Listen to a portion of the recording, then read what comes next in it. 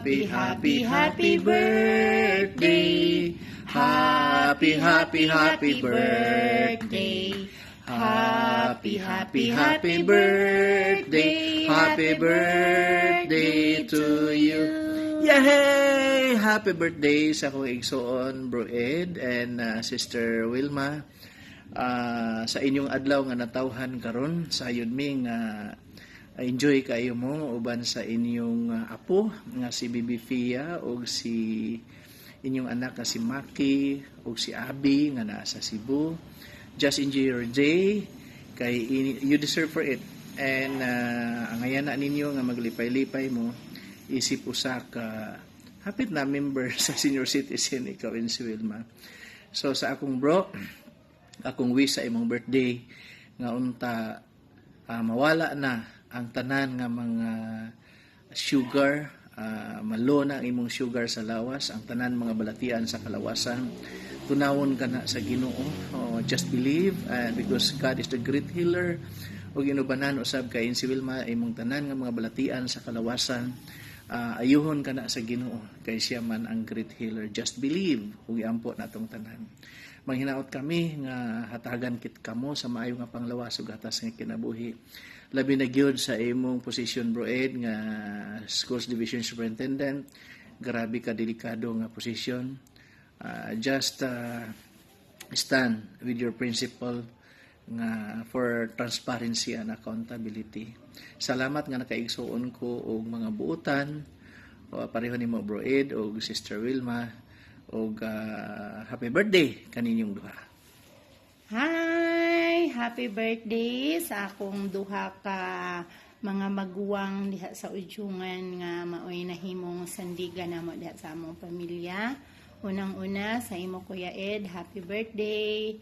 I hope nga tagaan pa ka sa Ginoo og kabaskog sa panglawas og dugang pang mga katuigan diha sa imong kinabuhi, Kuya. Kay sayod, Kuya, nga grabe gi ka kabuutan, grabe ka kapinanggaon sa amo, sa akong mga anak.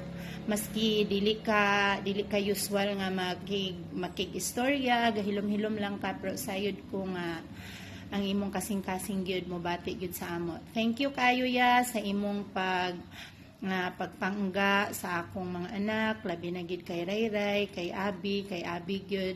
Salamat kaayo kay dili lang kanamo igsuon, giisip ko kanamo nga ginikanan. So I hope ya nga sa imong tuig nga ika 62, I hope nga malipayon ka kanang tagaig premyo imong kaugalingon kay ayaw sige nga nakafocus ra ka sa trabaho.